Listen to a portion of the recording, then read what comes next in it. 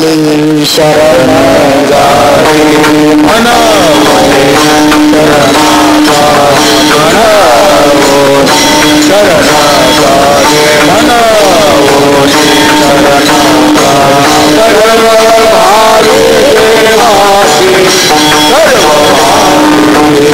सर्व भावी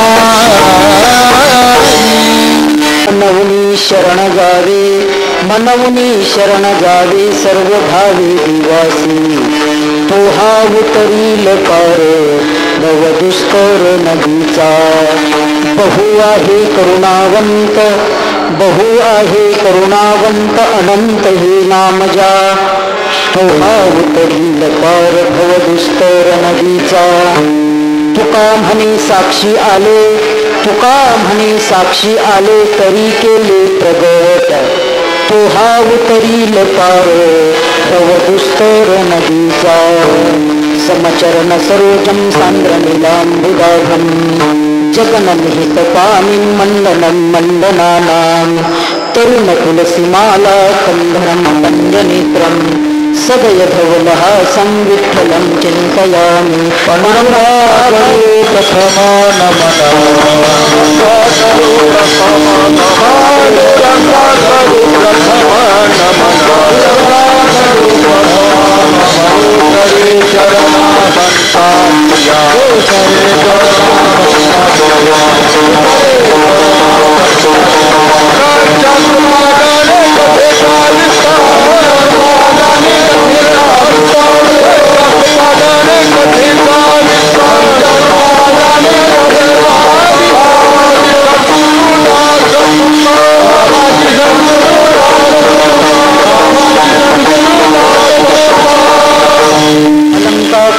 सिंहासनस्थं पदां भोजतेजस्फुर्दिप्रदेशं विधीन्द्रादिदेवैः सदा स्तूयमानं समाधिस्थमूर्तिं भजे ज्ञानदेवं सम्पाद्य ज्ञानं च विधाय भक्तिं विलोकितो येन समाधिराजः वैराग्ययुक्तं सुविचारवन्तं नमामि योगं शिरसा गुरुन्तं मनवुनी शरण जावे सर्वभावे देवासी तो हा उतरील पार भव दुस्तर नदीचा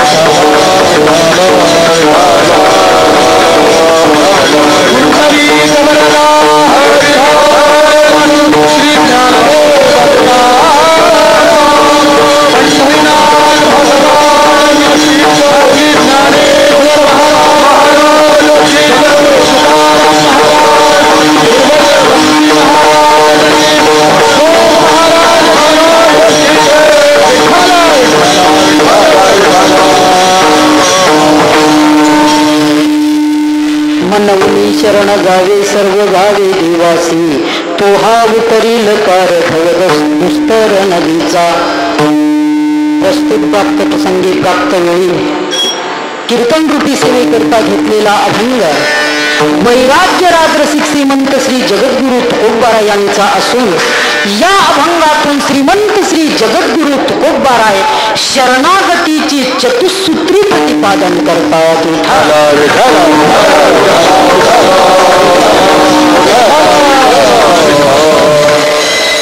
आपला हा वद्यवारीचा चालत असलेला नियम, त्या नियमामध्ये अजून एक संभाजीनगरकर मंडळी यांचाही या ठिकाणी अखंड हरिनाम सप्ताह चालू आहे. अशी 2 in 1 असणारी ही सेवा आहे आणि ही जी सेवा आहे अधिष्ठान दैवत कैवल्य तेजनिधी ज्ञानोबरायांच्या पदस्पर्शाने पुलंकित झालेली ही भूमी, पुण्यवान झालेली भूमी, असं त्रिभुवनामध्ये पवित्र असणारं हे ठिकाण, या ठिकाणी सेवा करण्याचं परमभाग्य जे प्राप्त झालेलं आहे ते गुरुवर्य महंत देवीदासजी महाराज शास्त्री यांच्या आज्ञेने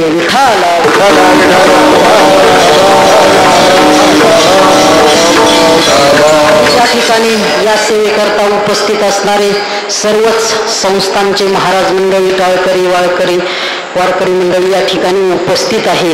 आता सर्वांचं वेळही झालेला आहे, नाव घेणंही योग्य नाही. जवळजवळ मला सर्वांचेच नाव ज्ञात आहे. महाराजांचंही आमचा जुना परिचय आहे, ज्यांचा हरिनाम सप्ताह आहे ते परंतु नाव घेतलं का एखाद्याचं राहतं. आणि माझं असं तुमच्याविषयी प्रेम आहे, हृदयात प्रेम आहे, आणि ते जर मुखावाटे जर काढलं तर ते बाहेर निघून जाईल. म्हणून तुमचं नाव घेऊन बाहेर काढण्यापेक्षा मनातच ठेवतो. विठ्ठल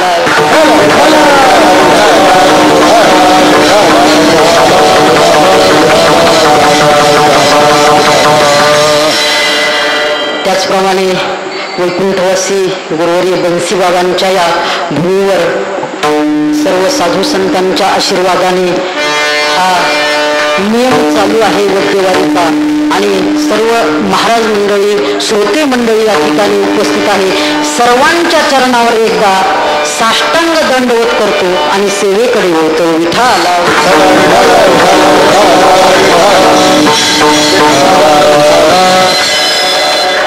या अभंगातून श्रीमंत श्री जगद्गुरु तुकोबा आहे भक्तीची शरणागतीची चतुसूत्री प्रतिपादन करतात.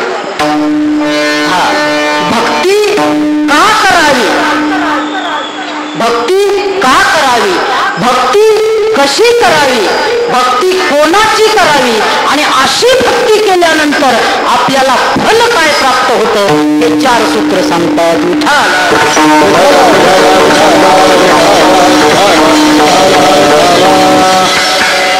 कारण हे जे 4 सूत्र आहे, या 4 सूत्राच्या माध्यमातून हा आपल्याला पहिलं चरण सोडायचं आहे आणि दुसरं चरण सोडायचं आहे.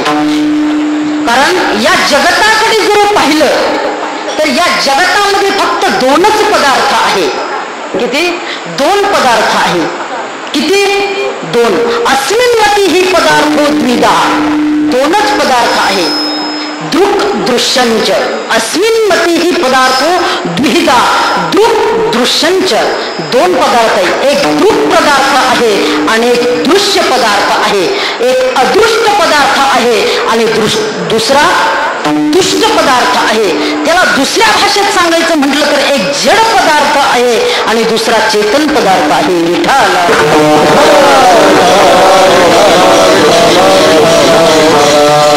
जडामध्ये अनेक प्रकार येतात, परंतु ते सर्व जडच असतात. चेतनामध्ये सुद्धा अनेक प्रकार येतात. किती? जडामध्ये एक प्रकार, चेतनामध्ये अनेक प्रकार येतात. तर चेतनामध्ये सर्व मनुष्य मात्र येतात, प्राणी मात्र येतात, आणि ज्याच्यापासून या प्राणी मात्राचं चलनवलन चालतो ते सुद्धा त्याच्यातच येतो. विठ्ठल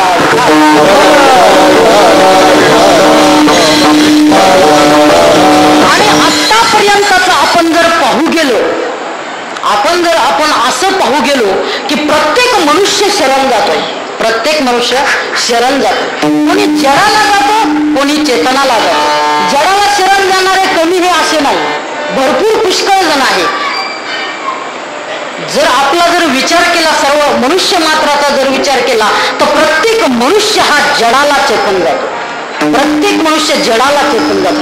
तो म्हणे जडाला शरण जातो असं तर कोणी दिसत नाही, परंतु प्रत्येकाची धाव ही जडाकडे आहे आणि त्या जडाच्या माध्यमातून आपल्याला काहीतरी प्राप्त होईल, आता प्राप्त होईल, नंतर प्राप्त होईल, याच्याकरता तो जीव काय करत असतो? प्रयत्न करत असतो. असं वाटतं घर बांधल्यानंतर आपल्याला ती वस्तू प्राप्त होईल, परंतु प्राप्त होती का? घर काय जड आहे. एखाद्याला वाटतं घरही झालं, परंतु गाडी घेतल्यानंतर काय होईल?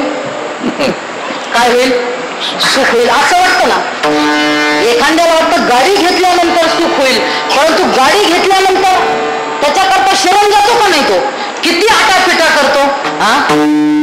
कुठं काय फायनान्स काढतो, कुठं लोन काढतो, कोणाकडून काय घेतो, कोणाकडून काय घेतो गाडी घेण्याकरता. ही जी क्रिया आहे ती काय आहे? त्याच्याविषयी शरणागतीच आहे ना, परंतु ते शरण गेल्यानंतर ते त्याला प्राप्त होतं का? इतका प्रयत्न करतो, इतका प्रयत्न करतो, इतका त्याच्याकरता धावतो, रात्र दिवस धावतो, परंतु ज्याच्याकरता धावतो ते प्राप्त होतं का? नाही प्राप्त होत. मग ते जर प्राप्त करायचं असेल, ज्याच्याकरता धावतो ते प्राप्त कोणत्याही जड वस्तूला जर शरण गेलं तर ते ज्याच्याकरता आपल्याला शरण जायचंय ती वस्तू आपल्याला काय होत नाही? प्राप्त होत नाही. बरं आतापर्यंत आपण जर पाहून गेलो तर किती धावता त्याच्याकरता, जड वस्तू करता.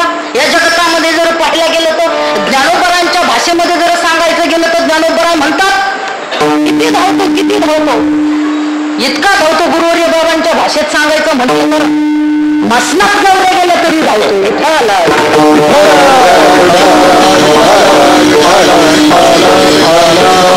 गुरुवर्य राऊत बाबा म्हणत असतात तो नाही गेला, त्याच्या गौऱ्या मसनात जातात. काय तो नाही गेला, त्याच्या गौऱ्या मसनात गेलाय इथपर्यंत धावत असतो.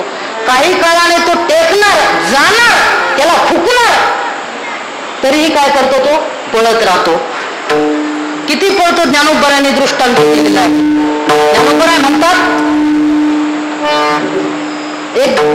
ज्ञानोबरा म्हणतात एक बेंडूक असतो, बेंडूक, आणि एक साप असतो. काय ओळीही सांगतो मी तुम्हाला आठवण. सर्व सुज्ञ मंडळी आहेत, ज्ञानेश्वरीचं चिंतन पठन पाठन श्रवण करणारे सर्व या ठिकाणी आहे. महाराज मंडळी ही आजूबाजूला बसलेली आहे. काही चुकलं तर सांगा. विठ्ठला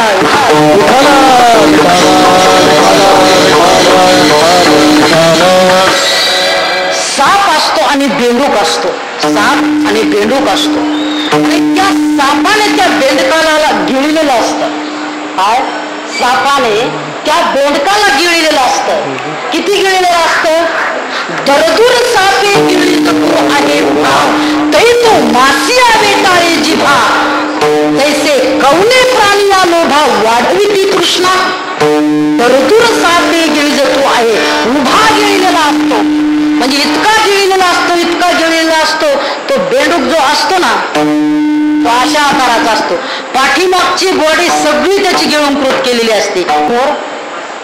माशी येते, माशी. काय माशी येते आणि माशी आल्यानंतर तो काय करतो? तो बेंडूक बर का ऐका, बेंडूक काय करतो? ते माशी धरण्याकरता जीभ काय करतो? बाहेर काढतो. त्याला असं वाटतं ही माशी आल्यानंतर काय होईल?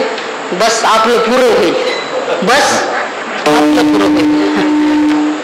म्हणजे आता कधी जाणार होता तो बेंडूक? एक झटका जरी हल्ला असता सापाने तरी. गुरुवर्य भोलेबाबाच्या भाषेत सांगायचं म्हटलं तर गुरुवर्य बाबा म्हणायचे ज्ञानोबराला बेंडूक सांगायचा होता का साप सांगायचा होता का माशी सांगायची होती? माऊली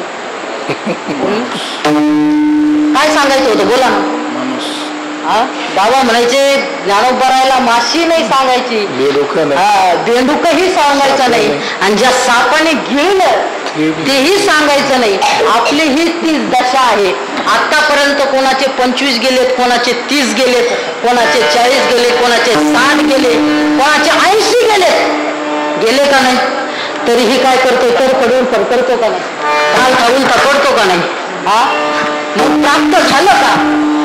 म्हणजे इतका धावला, इतका धावला, इतका धावला, ज्याच्या करता धावला ते प्राप्त झालं का?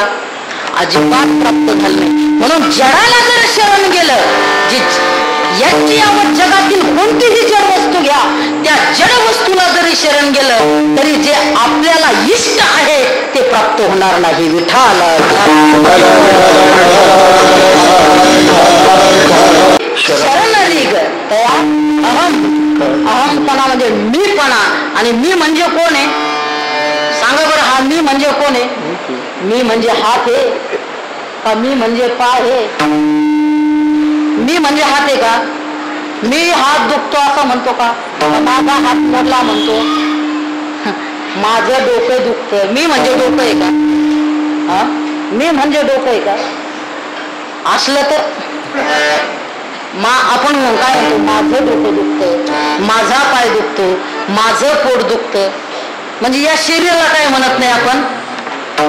मी म्हणत नाही. म्हणजे हे शरीर किती जरी आदळलं कुणाच्याही पुढं तर फल प्राप्त होईल का? मग नेमकं काय करायचं? जो मी आहे, जो अहम आहे, तो मी जो आहे, अहम म्हणजे मी, ते संस्कृतात आणि हे मराठीत आहे. हा जो मी म्हणजे हा जो जीव आहे, हा जीव भगवान परमात्म्याला काय करायचा? अर्पण करायचा विठ्ठला.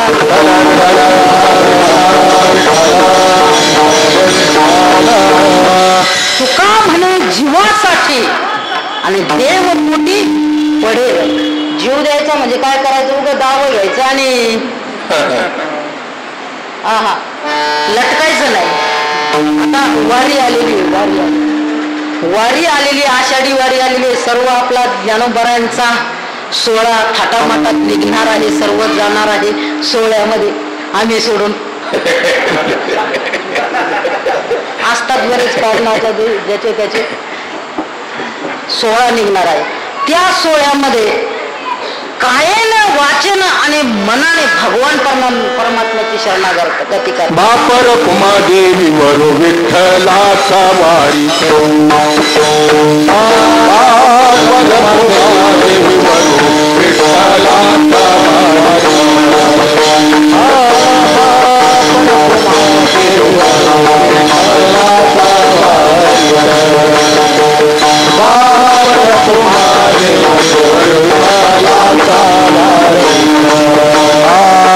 आया वाचा मने शिवे सर्वस्व उदार, शिवे सर्वस्व उदार.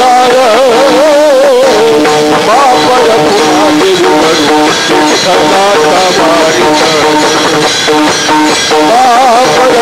कुमादेवी वरो विठ्ठलाचा वारी,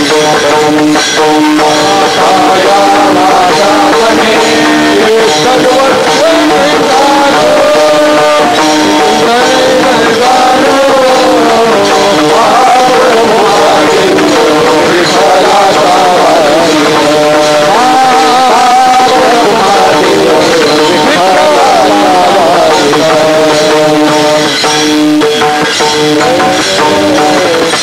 आया वाचा मने शिवे सर्वस्व काया वाचा मने जीवे सर्वस्व उदार आणि बाप रुक्मादेवर विठ्ठलाचा वारी कर. वारी म्हणजेच काय, वाचा मनाने काय आहे शरण. ते काय सांगायची गरज नाही, आता ते प्रमाण येतील आणि सर्वच येईल, त्याच्यामुळे सगळ्याला ज्ञात आहे. चालणं म्हणजे काय आहे, कायेने आहे, गात जागा गात काय आहे, वाचने आहे. आणि काया वाचा मन, आणि मनामध्ये काय असतो, अंतकरणात ज्याच्या असेल त्याचा भाव असतो, तो काय जातो मनाने. म्हणजे काया वाचा मनाने वारीमध्ये पूर्णपणे भगवान परमात्म्याची काय होती, शरणागती होती. परंतु आपण एवढ्या वाऱ्या करतो, आतापर्यंत एवढा परमार्थ करतो, परंतु आपल्याला काय फल प्राप्त झालं, काहीला झालं असेल, झालंच नाही असा आपला आरोप नाही, परंतु आपल्याला तरी काय नाही झालं नाही. का झालं नाही, कारण जसं जायचं तसं शरण जावं लागेल. एखाद्याला जर रोग झाला तर त्याला काय करावं लागेल, ते औषध दिल्यानंतरच त्याचा रोग जातो ना. नाही तर एखाद्याला रोग झाला, एखाद्याला आजार झाला आणि त्या आजाराला तो वैद्याकडे गेला आणि त्या वैद्याने कशाची तरी मुळी घेतली, काय कशाची तरी मुळी घेतली, कशा तरी मध्ये मिक्स केली, कशामध्ये तरी काय केली, वाटली, याला त्याला देऊन टाकली, त्याचं भविष्य काय होईल. ते सुभाषितकार म्हणतो ना, यस्य कस्य तरोर मूलम, काय यस्य कस्य तरोर मूलम येन केनापि मिश्रितम यस्मै तस्मै प्रदातव्यम यद्वा तद्वा भविष्यति. कशाची यस्य कस्य तरोर मूलम, कोणत्या तरी झाडाची मुळी घेतली, येन केनापि मिश्रितम, कशात तरी काय केलं, मिश्रित केलं, कोणाला दिलं, यस्मै तस्मै प्रदातव्यम, याला त्याला काय वाटून दिलं, म्हणजे खाण्याकरता त्याला काय होईल, त्याचं भविष्य यद्वा तद्वा भविष्यती, जसं होईल तसं होईल. विठ्ठला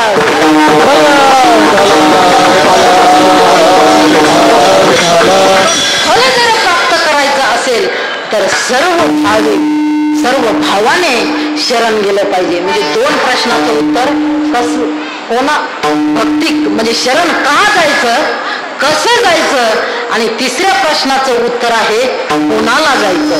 विठ्ठला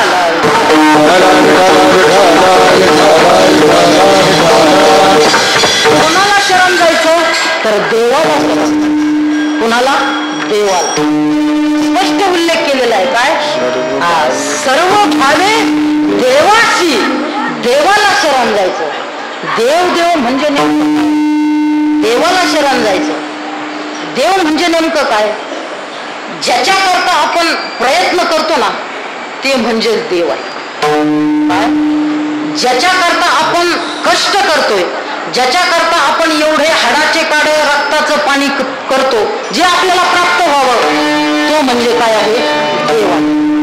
आपण काय कशाकरता प्रयत्न करतो? प्रत्येक जीव काय पाहिजे? प्रत्येक जीवाला प्रत्येक जीवाला काय पाहिजे सांगा ना? पैसे पाहिजे का? बरं, पैसे जरी पाहिजे असले तर पैसे कशा करता पाहिजे? सुखा करता. हा, प्रत्येकाला काय पाहिजे? सुख पाहिजे. आणि सुख म्हणजेच काय आहे? देव आहे. सुख म्हणजेच काय आहे? देव आहे. कारण त्याचं लक्षण करत असतानाच तसं केलेलं आहे. काय? देवाचं लक्षण करत असतानाच तसं केलेलं आहे. कसं केलेलं आहे? जे सत स्वरूप असतं, जे चित स्वरूप असतं आणि जे आनंद स्वरूप असतं त्याला काय म्हणतात? देव म्हणतात. काय?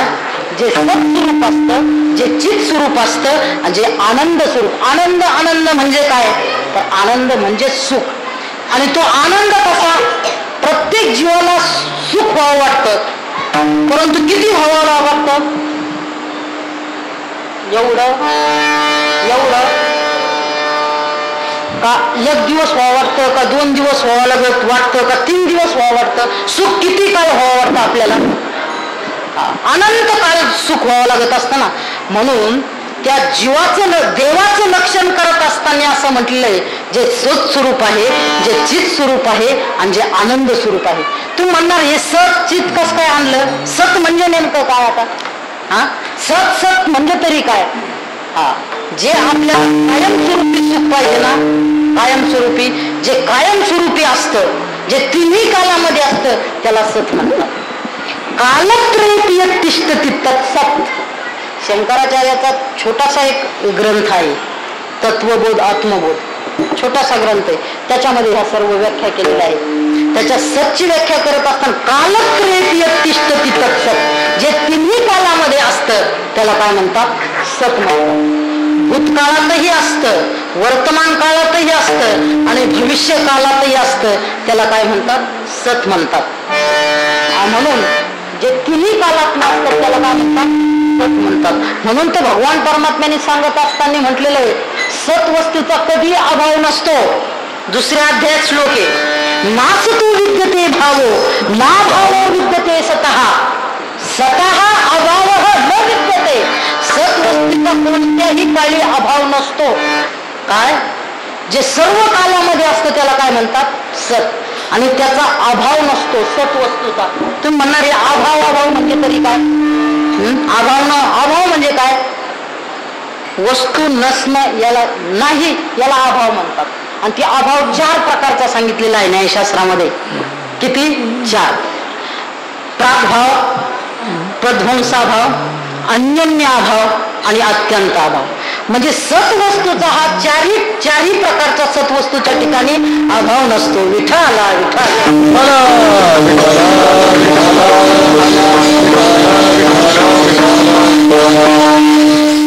प्रागभाव म्हणजे काय? प्रध्वंसाभाव म्हणजे काय? अन्योन्याभाव म्हणजे काय? अत्यंताभाव. ऐकून घ्या, तुम्ही फक्त ऐका. बरेच जण सुज्ञ श्रोते आहे ऐकणारे, आणि नाही ऐकलं तर आमची रिव्हिजन होऊन जाईल. विठ्ठला विठ्ठला.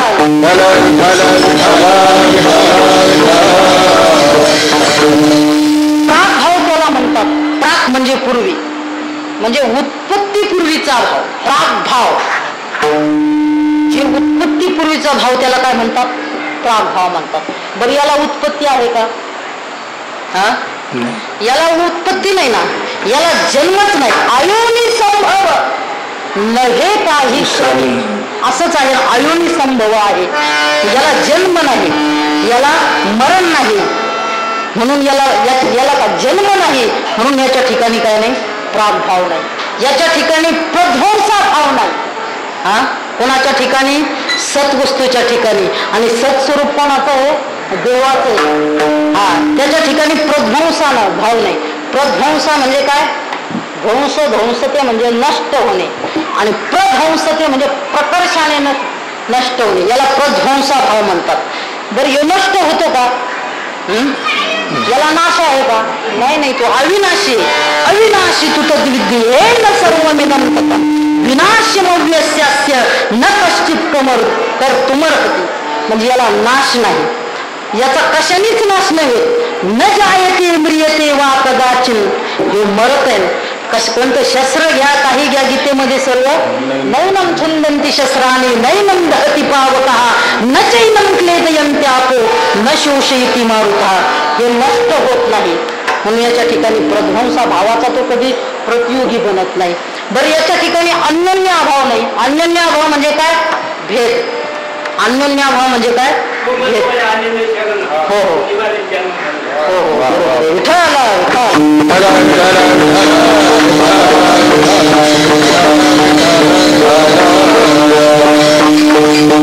त्याला कोणी भेद करू शकत नाही. भेद म्हणजे दुसरी वस्तू.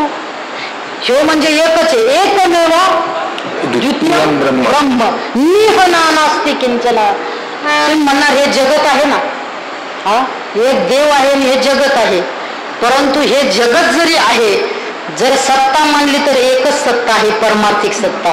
आणि दुसरी मानली तर ती प्रातिभासिक सत्ता आहे.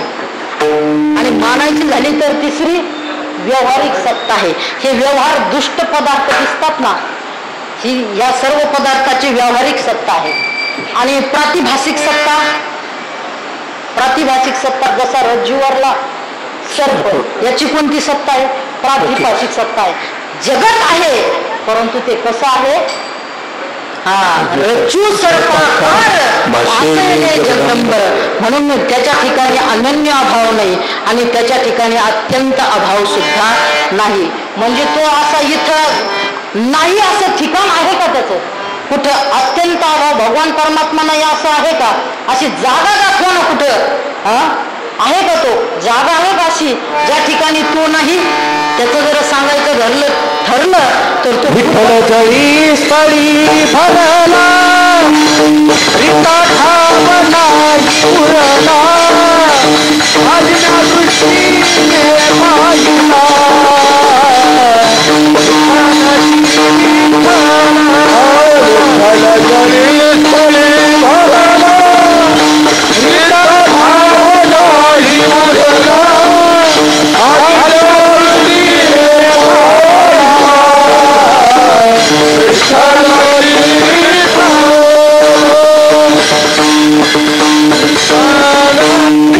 जळीस्थळी भरला रीता ठावना ही उरला. अशा प्रकारचं जे असणार सर्व व्यापक जे तत्व आहे, सर्व ठिकाणी भरून पुरून उरलेलं आहे. म्हणून तो नाही असं ठिकाण नाही. म्हणून त्याच्या ठिकाणी काय नाही?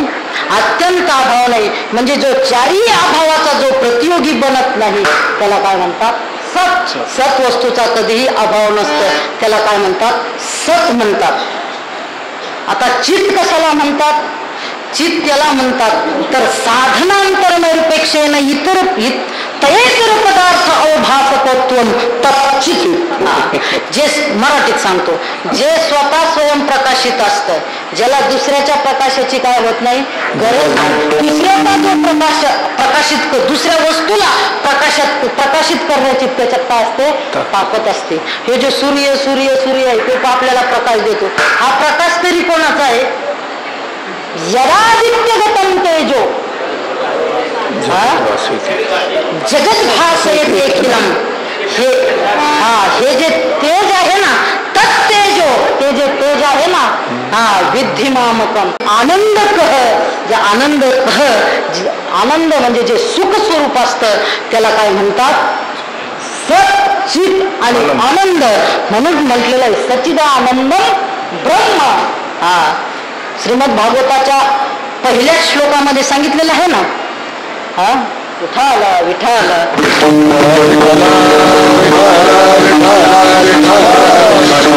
सच्चिदानंद रूपाय विश्वोत्पत्त्यादि हेतवे तापत्रय विनाशाय श्रीकृष्णाय वयं नमः. जे जगताचं उपादान कारण आहे त्याला काय म्हणतात? सच्चित आणि आनंद स्वरूप. म्हणून अशा देवाला काय केलं पाहिजे? शरण गेलं पाहिजे. म्हणून देवाची देवाला शरण गेलं पाहिजे, तेव्हा ते आपल्याला प्राप्त होईल ना. आपण याला त्याला शरण जातो. गुरुवर्य बाबा एक नेहमी दृष्टांत सांगतात. एक असाच शरण कुणाला गेलं पाहिजे? देवालाच गेलं पाहिजे ना. त्याच्याकडे ती योग्यता पाहिजे ना, ती शक्ती पाहिजे ना, जे आपल्याला प्राप्त करायचं त्याच्याकडे ते पाहिजे ना. आणि जर त्याच्याकडेच ते नाही तर तो आपल्याला कशाला देईल? आपण एक दृष्टांत आहे, एक पोस्टमन असतो. जुन्या काळातील दृष्टांत आहे बरं का. आजकालचा पोस्टमन नाही, जुन्या काळातील. ज्यावेळेस लाईट नव्हती, ज्यावेळेस 4 चाकी वाहनं नव्हते, ज्यावेळेस दुचाकी वाहनं नव्हते, ज्यावेळेस सायकल सुद्धा नव्हती, त्यावेळेसचा दृष्टांत आहे हा. जुन्या काळातला दृष्टांत आहे. अण्णाही सांगायचे नेहमी हा दृष्टांत. वैकुंठासी गुरुवारी जगन्नाथ अण्णा पवार. आम्ही सुद्धा तो दृष्टांत माया तेची ब्रह्म, ब्रह्म तेची माया वाळवंटात कीर्तन झालं होतं तेव्हा ऐकला होता. विठ्ठला विठ्ठल.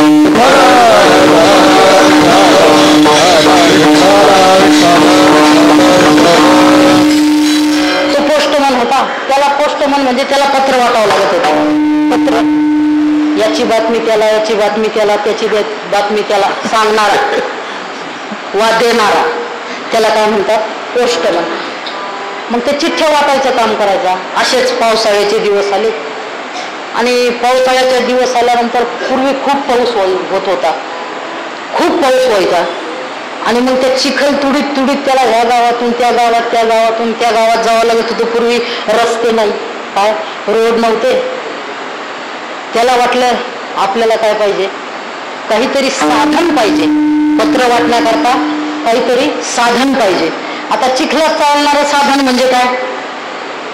घोडा. एखादा घोडा घ्यावा. त्याने घोडं घेण्याचं ठरवलं, पण त्याला एवढा पगार नव्हता की त्या पगारातून एखादं घोडं घ्यावं. मग त्याने शॉर्टकट मार्ग शोधला. शॉर्टकट प्राप्तीचं शॉर्टकट मार्ग असतात ना, म्हणून तो एका देवीचा काय होता? उपासक होता.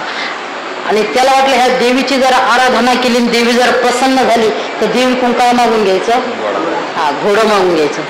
लगेच तो देवीच्या मंदिरात गेला, बसला, देवीचं ध्यान केलं आणि वेळ झाली म्हणून देवी त्याला काय झाली? प्रसन्न झाली. देवी समोर उभा राहिल्या ते देवीला त्याने काय मागितलं? हा, देवीला प्रार्थना केली. सर्व मंगल मांगल्ये शिवे सर्वार्थ साधिके शरण्ये त्र्यंबके गौरी नारायणे नमस्तुते. देवी प्रसन्न झाली आणि देवीला मागितलं, हे आई मला काय दे? घोडं दे, घोडं. आता देवीला घोडं द्यायचं ना. देवी म्हटली त्याला, अरे मीच अजून कशावर आहे? मीच अजून गाढवावर आहे. अरे दादा घोड्या, मीच अजून काय आहे? गाढ्यावर. तुला कुठून घोडं देऊ? आणि अशा जर देवतेची जर प्रार्थना केली, अशा देवाला जर शरण गेलं तर आपल्या फल प्राप्त होईल. करिता घायाळाचा संग अंगे अंग माखावे. घायाळाचा संग केल्यानंतर काय? तो घायाळ हा काय होईल? घायाळच होईल. म्हणून शरण जात असताना कुणाला जायचं? जे सत्स्वरूप आहे, जे चित स्वरूप आहे, जो आनंद स्वरूप आहे, अशा प्रकारच्या देवाला काय करायचं? शरण जायचं. म्हणून शरण जावे सर्व भावे देवाचे. अशा जर देवाला शरण गेलं तर तो काय करील? तो करील पार,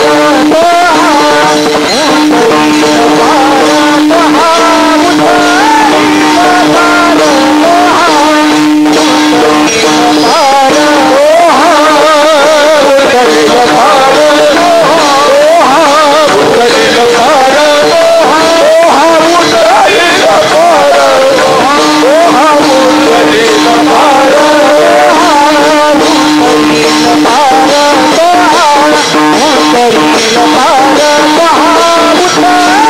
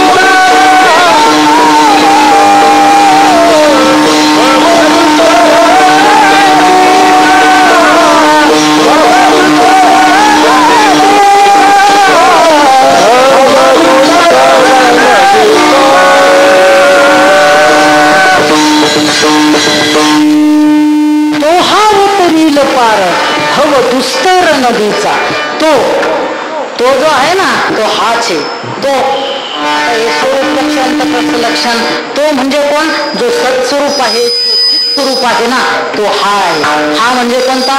तो हा विठ्ठल बरोवा, तो हा माधव बरोवा. तो काय करील? तो हा उतरील पार. तो काय करील? आपल्याला पार उतरील. कुठून? भव दुस्तर नदीचा. ही जी भवसागर आहे, पुढं भवसागर म्हटलं, कधी नदीची उपमा दिली. ही किती दुस्तर आहे. या दुस्तर असणाऱ्या नदीतून तो भगवान परमात्मा आपल्याला काय नेईल? तारून नेईल. कारण ही तरुण जाण्याकरता ही नदी खूपच कठीण आहे. काय? इतकी कठीण आहे, इतकी कठीण आहे. दुस्तर म्हटलेलं आहे, दुस्तर ही नदी. आता हे एक रूपक केलेलं आहे ज्ञानोबा आहे आणि तिथलेच शब्द या ठिकाणी नदी भव दुस्तर नदीचा. आणि नदी तरुण जाण्याकरता किती दुस्तर आहे, किती दुस्तर आहे. ज्ञानोबरायने 4-5 जण सांगितले. असंच 4-5 जण होते आणि 4-5 जण निघाले. कुठं? नदी तरुण जाण्याकरता. त्या नदीचं वर्णन करत नाही मी आता, पाहून घ्या तुम्ही. दैवी हेशा गुणमयी मम माया दुरतया मामे वये प्रपद्यन्ते माया नेताम तरंतिते एक एक नवलावो जो जो किती तरुणो पावो तो तो आपावो गोयते ऐक. इथं या नदीचा एक वेगळाच नवल आहे. काय? हे वेगळंच नवल आहे म्हणे. जे जो तरुण जाण्याकरता उपाय करतो ना आपण, तो काय होतो? अपायच होतो. ज्ञानोबा म्हणतात असे 4-5 जण निघाले. 4-5 जण. हा, एक पहिला निघाला. तो म्हणतो काय? कशाचा देव, कशाचा गुरु, कशाचं शास्त्र? ज्ञानोबा म्हणतात एकी स्वयंबुद्धीची आबाई रिगाले तयाची शुद्धीची नाही. एक स्वतःच्या बुद्धीच्या जोरावर, स्वयंबुद्धीच्या बाही बुद्धी आणि बाहुबलाच्या जोरावर रिगाले तयाची शुद्धीची नाही. तो गेला, उडी टाकली. गुरुरे मारुती बाबा म्हणायची, तो अजून परत आला नाही, भेटलाच नाही. रिगाले तयाची शुद्धीची नाही. एकी जाणीवीची बुद्धी गर्वीची गेली. एक थोडा ज्ञानी होता. हा, जाणीव म्हणजे शहाणा होता, थोडा ज्ञान संपन्न होता, थोडासा ज्ञानी होता. हा, तो म्हटला मी मला पाहुण्याचं चांगलं ज्ञान आहे. हा, पाहुण्याचं काय आहे? थोडंसं चांगलं ज्ञान आहे. हाच त्याला काय होता? गर्व होता. एकी जाणीवीची गुढी गर्वीची गेली. गर्वाने त्याला काय केलं? गिळून टाकलं. पण याच्यातली पुढची आवृत्ती होती, या जाणीवीच्या पुढची आवृत्ती. ज्ञानोबा म्हणतात एकी वेदत्रयाच्या सांगडी घेतल्या अहंभावाच्या धोंडी ते मधुमिनाच्या तोंडी सगळी गेली. ज्ञानोबा म्हणतात एक होता किती? एकी वेदत्रयाच्या सांगडी. हा, तो मी याच्यातून तरुण जाण्याकरता मी यजुर्वेदी आहे, ऋग्वेदी आहे आणि सामवेदी आहे. असे 4 वेद घेतले, 3 वेद घेतले आणि 3 वेदाचं सांगड बांधलं. 3 बांबू घेतले. एकी वेदत्रयाच्या सांगड याला म्हणतात सांगड. गुले बाबा मस्त सांगायचे. एक सांगड घेतलं आणि सांगड घेतलं आणि त्याच्यावर बसला 3 वेदाचं. परंतु बसल्यानंतर काय घेतलं माहितीये का? अहम भावाच्या धोंडी, मी पणाचा काय घेतलं? धोंडे. आडनावाचे नाही, दगडे घेतले. अहम भावाचे धोंडे घेतले आणि उडी टाकली. आणि कुठं गेले ते मदमिनाच्या तोंडी, मदरूपी मीनाच्या अहंकार रूपी ज्ञानरूपी अहंकाराच्या त्या माशाच्या तोंडी सगळेच गेले. कोण? हे वेदाचा अध्ययन करणारे. एकी वेदत्रयाच्या सांगडी घेतल्या अहंभावाच्या धोंडी ते मदमिनाच्या सुतोंडी सगळीची गेली. ज्ञानोबा म्हणतात 3रा आला. तो तर असा फुसफुस करीतच आला, फुसफुसच करीत आला. एकी वैशिष्ट्य जाळे मांडले ते मनमथाच्या कासेला गेले आणि विषय मगरी सांडले. हा, असा तरुण होता. हा, मी म्हणजे काय? हा, तरुण आहे. हा, एक उडी मारली नदीमध्ये तर तरुण गळ. हा, ताकद होती तारुण्याच्या मध्ये न मानी कोणाची आणि सदा मुसमुशी धुळी घ्यायचा किंवा म्हैशा जायचा. असा होता. एकी वैशीचे झाड बांधली आणि ते वयाचं झाड काय बांधलं? कमराला. एकी वैशीचे झाड बांधले ते मनमथाच्या कासेला आणि कशाला धरलं? कामरूप. मनमत म्हणजे काय? काम. कामाच्या कासेला. आता किती वेळ असला कामाच्या कासेला लागला तर त्याचं काय होतं माहितीये का? जसं आपण ऊस खाताना चवून चवून चवून चवून चिवटी बाहेर टाकतो, चिवटीत काय राहतं? चोथा राहतो. तशी ती विषय रूपी मगरीने त्याला गेल्यानंतर विषय मगरी सांडिले चघळून चघळून चघळून चघळून चोथा करून टाकतो. ते सुद्धा इतकी कठीण आहे. ज्ञानोबा म्हणतात एक याच्यापेक्षा एवढा पुढचा आला आणि त्याने काय केलं? एक यजन क्रियेची पेटी बांधून घातली आपल्या पोटी, ते स्वर्ग सुखाच्या कपाटी शिरकून ठेवले. त्याने काय केलं? पुण्य संपादन केलं. एक यजन क्रियेची, यज्ञ यागादी कर्म केलं आणि त्याचं पुण्याचं गाठोडं बांधलं. कशाला? पोटाला. ती पेटी बांधली. आपण ड्रम ट्यूब पाहत नाही का? भोपळे तरुण जाण्याकरता, तसं त्याने तरुणच्या नवीन तरुण जाण्याकरता पुण्य बांधलं आणि टाकली उडी. जीच उडी टाकली ते कपारा असतात ना, त्या कपारा खाच कळगे त्याच्यात अडकून बसला. ते काच कपारा म्हणजे काय माहितीये का? स्वर्ग. एकी यजन क्रियेची पेटी बांधून आपल्या पोटी, ते स्वर्ग सुखाच्या कपाटी शिरकून ठेवले. तिथंच राहिले किती दिवस राहिले. जवळ पुण्य होतं तेव्हा तोपर्यंत राहिले. नंतर ते तम भुक्त्वा स्वर्गलोकम विशालम क्षिणे पुण्यमर्त लोकम विशंती एवं त्रयी धर्म मनोप्रपन्ना गतागतम काम कामालभन्ते. मग तया पुण्याची पावटी सरे सवेची इंद्रपणाची होती उतरे येऊ लागाती माघारे. परत पहिल्यापासून मधु करू आनंदीला विठाला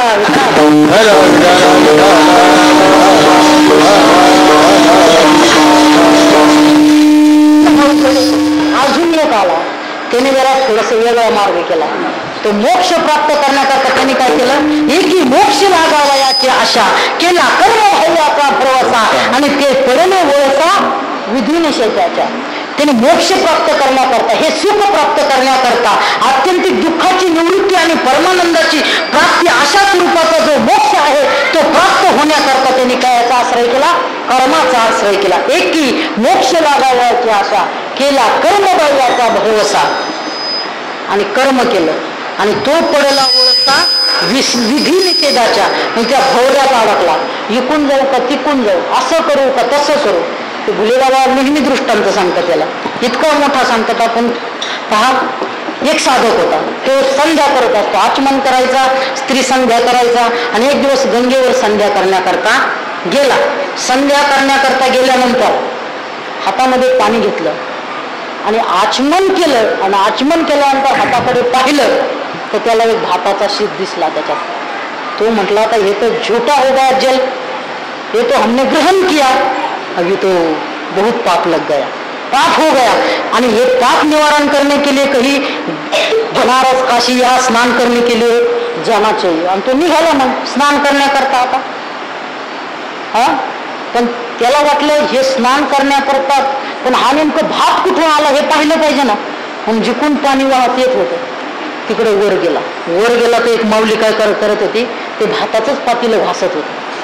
आणि त्याला लक्षात आलं की हा जो भात आहे ना कुठून आला, त्या माऊलीपासून. त्याने विचारलं, भांडे घरी घासायचे ना म्हणे, इथं भांडे घासायला आलं का तुम्ही? काय माऊली, भांडे घरी घासायचे ना, तुमच्या घरी पाणी नाही का? ती म्हटली, अहो बाबा महाराज पाणी आहे हो, परंतु पाणी देण्याकरता कोणी नाही. याच्या काही लक्षात आलं नाही. असंच महाराजच होता तो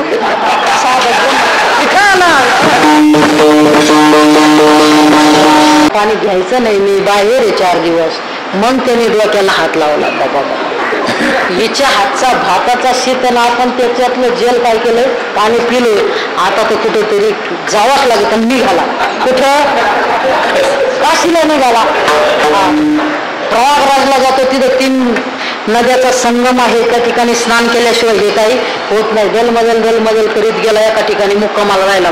मुक्कामाला राहिल्यानंतर विचारलं सद्ग्रस्ताला एकाला, तिथं कुठे ब्राह्मणाचं घर आहे का? ते आहे ना इकडे जे असं हे जे दिसतं ना नारळाचं झाड तेच ब्राह्मणाचं घर.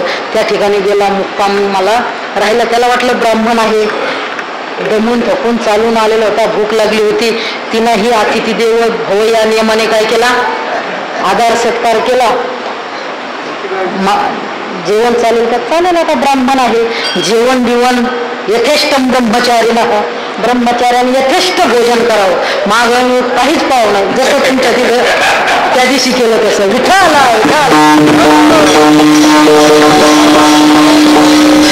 आणि एक फुल जेवण केलं आणि असा वामकुक्षी करायला लागला. तेवढ्यात ती बाई आली आणि महाराज एक शंका आहे, विचारू का? आता खाल्लं होतं तर सांगावंच लागेल, नाही तर म्हणता येत नाही, तिथं खाऊन बसला होता. एक शंका आहे, विचारू का? विचारा ना म्हणे, विचारा ना म्हणे. माझा हा 8 वर्षाचा मुलगा आहे, 8 वर्षाचा झालाय, त्याचं उपनयन करायचं. करा ना म्हणे. नाही नाही म्हणे, उपनयन करायचं, परंतु अशी शंका आहे, याचं उपनयन करावं का याची सुनता करावं. त्याला तर वाटलं आता काय करावं, उपनयन करावं का सुनता करावं, असं काय विचारते, असं काय विचारते. ते असं आहे, मी जी आहे ना काय, मी जी आहे ना यवन कुलातली आहे, मी काय आहे मुसलमान आहे आणि माझे पतिदेव जे होते ना ते ब्राह्मण होते. असा दृष्टांत सांगायचा बरं का, उलटा नाही सांगायचा. आपली बाजू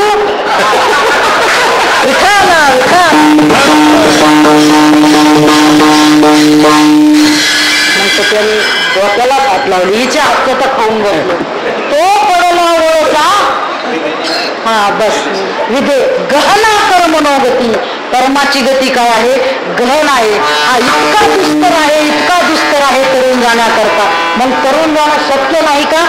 शक्य आहे, तरुण जाता येतं, परंतु कसं, एकच लीला करले, जे सर्व भावे मज भजले, ते ऐरिक खाली कधी सरले माया जाळ. फक्त सर्व भावाने त्या भगवान परमात्म्याला जर शरण गेलं, सर्व भावाने भगवान परमात्म्याचं जर भजन केलं तर तो नक्कीच काय नाही, तरुण नाही. म्हणून आपण सर्व भावाने त्या भगवान परमात्म्याचं एकदा काय करा, भजन करा.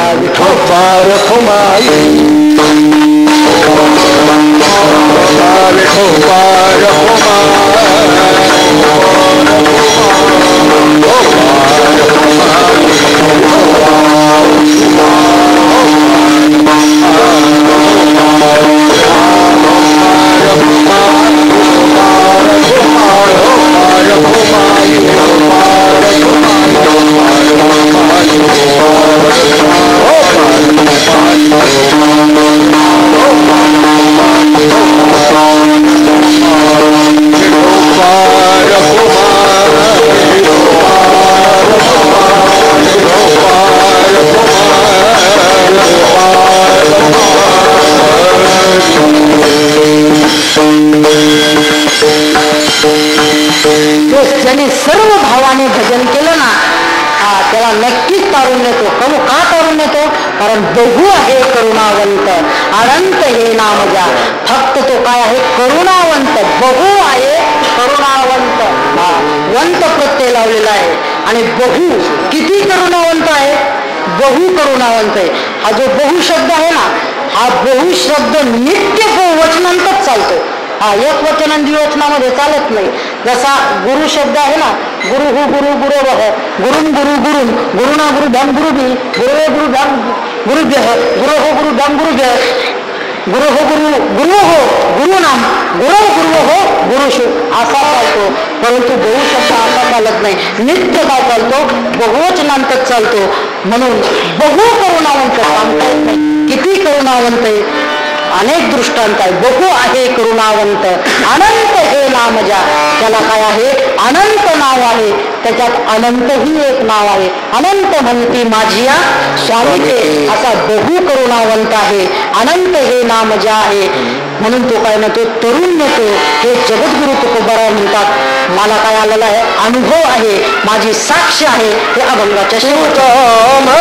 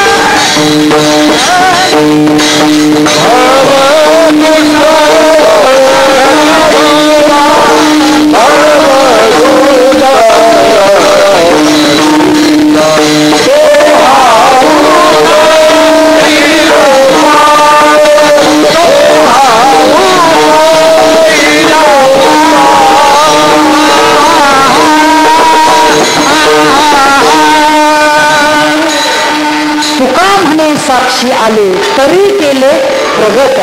जगद्गुरु तुकोबाराय म्हणतात साक्षी म्हणजे माझ्या या अनुभवाला आलं म्हणून हे वरले 3 चरण काय केले प्रगट केले. तुका म्हणे प्राप्त सांगे मज अनुभव अंगे. झालेली सेवा अधिष्ठान दैवत ज्ञानोबरायांच्या चरणी पांडुरंग परमात्म्याच्या चरणी गुरुवर्य बंसी बाबाच्या चरणी गुरुवर्यांच्या चरणी अर्पण करून याच ठिकाणी सेवेला पूर्ण विराम देतो. न्यूनते पुरते अधिकते सरते करून घ्यावे तुमते विनीत असे ज्ञानेश्वर माऊली